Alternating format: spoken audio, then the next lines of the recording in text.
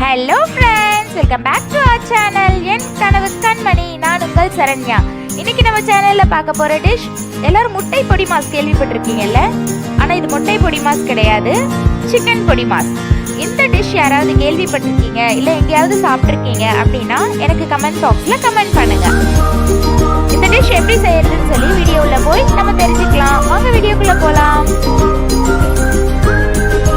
நான் இன்னைக்கு இன்க்ரீடியன்ட்ஸ் எல்லாம் சொல்லலை, டைரெக்டாக ப்ரிப்பரேஷன் போயிடுவோம். அதுலேருந்தே நீங்கள் இன்க்ரீடியன்ட்ஸ் எல்லாமே எடுத்துக்கோங்க.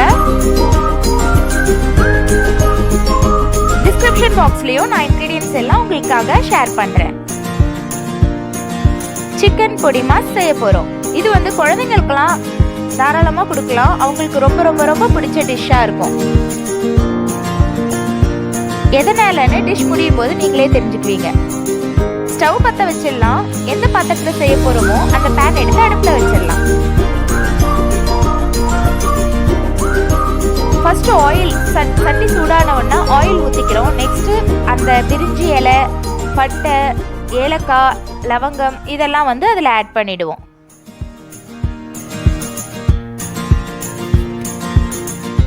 அது லைட்டாக பொரிச்சதுக்கப்புறம் ஆனியன், இது வந்து 1/4 கிலோ கறிக்கு நான் வந்து நல்ல பெரிய ஆனியனாக ஒரு 4 ஆனியன் வந்து பொடியாக கட் பண்ணி வச்சுருக்கேன். அந்த ஆனியன் இதில் சேர்த்துருவோம். ஆனியன் கட்டுறது கருவேப்பிலையை சேர்த்துருவோம். அதோட 2 பச்சை மிளகாய் வந்து 2ஆக கீறி அப்படியே போட்டுடலாம். இப்போ இது எல்லாத்தையும் சேர்த்து ஆயிலே நல்லா வதக்கணும்.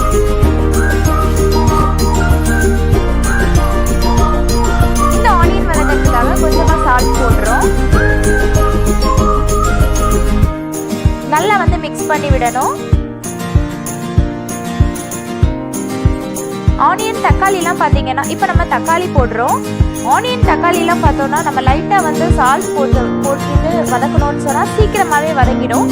நமக்கு நிறைய டைம் எடுக்காது. ஸோ டைமும் சேவ் ஆகும். நமக்கு அதே டைமில் கேஸும் சிலிண்டரும் வந்து சீக்கிரமாக காலியாகாமல் இருக்கும். இந்த குட்டி குட்டி டிப்ஸ் எல்லாம் நீங்கள் சமைக்கும் போது ஃபாலோ பண்ணிக்கோங்க. இப்போ பார்த்தீங்கன்னா ஆனியன் தக்காளி 2 வந்து நல்லா வதங்கிடுச்சு. இப்போ என்ன பண்ண போகிறோம், இஞ்சி பூண்டு பேஸ்ட்டை ஆட் பண்ணிட்டோம்.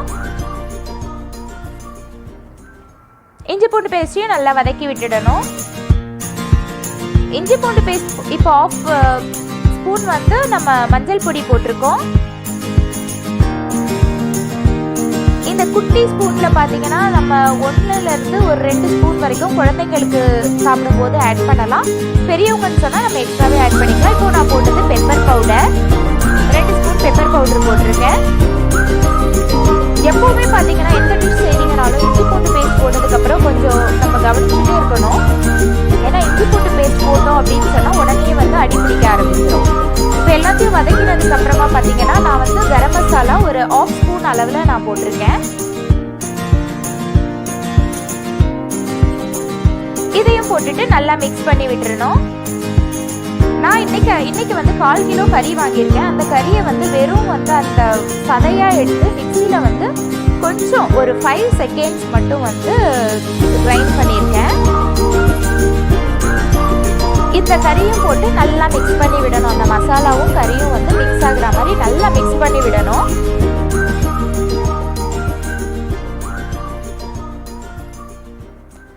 இப்போ வந்து பார்த்தீங்கன்னா நம்ம கறிக்காக வந்து சால்ட் போடுறோம். ஆல்ரெடி போட்டது ஆனியன் அண்ட் தக்காளி வேகிறதுக்காக. இப்போ வந்து நம்ம சிக்கனுக்கு ஏற்ற சால்ட் வந்து ஆட் பண்ணிடுறோம். அதோட சால்ட் ஆட் பண்ணிவிட்டு நல்லா மிக்ஸ் பண்ணி விடணும்.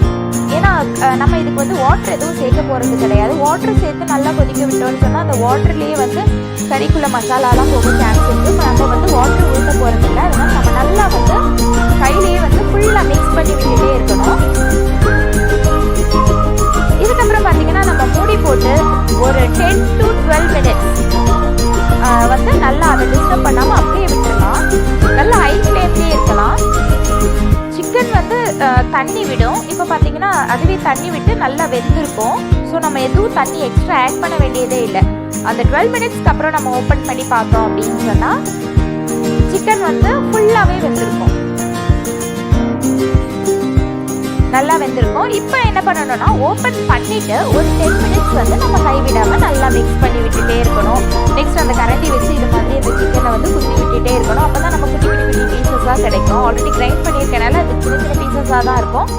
இன்னும் நம்ம வந்து இது மாதிரி கரண்டியில் வந்து கட் பண்ணி விட்டுட்டே இருந்தோம் அப்படின்னு சொன்னால் இன்னும் நல்லா சூப்பராக நமக்கு குட்டி குட்டி பீசஸாக கிடைக்கும். குழந்தைங்களுக்கும் சாப்பிட்றதுக்கு நல்லாயிருக்கும், நமக்குமே வந்து ரொம்ப சூப்பராக இருக்கும் சாப்பிட. இப்படியே வந்து 10 மினிட்ஸ் நல்லா மிக்ஸ் பண்ணி விட்டுட்டே இருக்கணும்.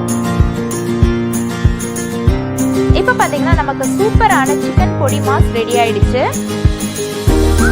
இது வந்து சப்பாத்தி கூட வச்சு சாப்பிடலாம், நீங்கள் நெக்ஸ்ட் தோசை கூட வச்சு சாப்பிடலாம், இல்லை எக் தோசை ப்ரிப்பேர் பண்ணுறோம் இல்லையா, அதை மாதிரி வந்து இந்த சிக்கன் தோசையை வந்து இதை மேலே அப்ளை பண்ணி சாப்பிடலாம். ஃபைனல் டச்சாக வந்து நம்ம கொத்தமல்லி இலையை வந்து மேலே தூவி விட்டுறோம். இப்போ வந்து நம்மளோட சிக்கன் பொடி மாஸ் சூப்பராக ரெடி ஆயிடுச்சு. ரசம் சாதம் இருந்தால் வச்சு சாப்பிடலாம், சாம்பார் சாதத்துக்கு வச்சு சாப்பிடலாம், ரொம்பவே நல்லாயிருக்கும். எதுவுமே இல்லைன்னா கூட வெறும் ஒயிட் ரைஸ் வந்து நல்லா சூடாக ப்ரிப்பேர் பண்ணி அதில் வந்து இதை போட்டு மிக்ஸ் பண்ணி சாப்பிட்டோன்னா செம்மையாக இருக்கும். கண்டிப்பாக இந்த வீடியோ உங்களுக்கு பிடிச்சிருக்கோன்னு நம்புகிறேன். இது ஒரு ஈஸியான டிஷ் தான்.